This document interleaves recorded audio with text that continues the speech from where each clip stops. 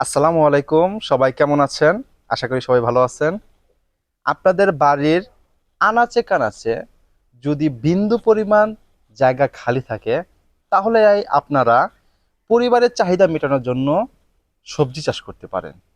আপনারা দেখতেই পাচ্ছেন স্ক্রিনে কিছু সবজি লাগিয়েছি আমি। এই যে দেখতে পাচ্ছেন, এই হলো মূলা গাছ।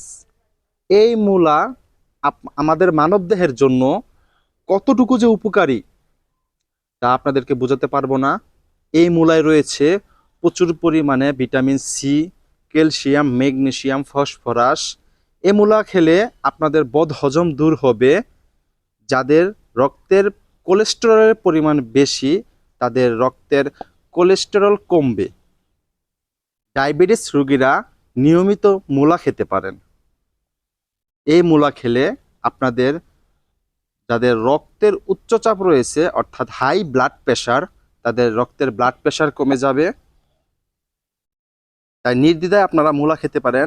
এই মূলা শাক খেলে যাদের পেট ফাঁপা থাকে, সেই পেট ফাঁপা দূর হবে, অ্যাসিডিটি কমবে।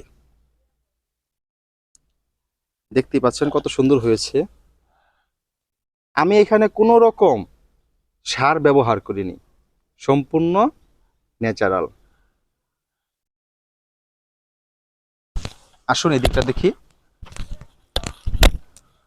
ওহ, একটা লাল শাক হয়েছে দেখা যাচ্ছে।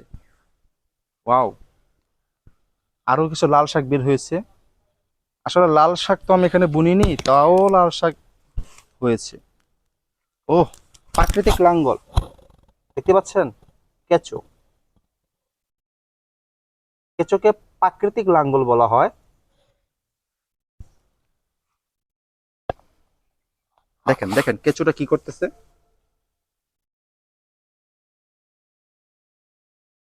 ওয়াও,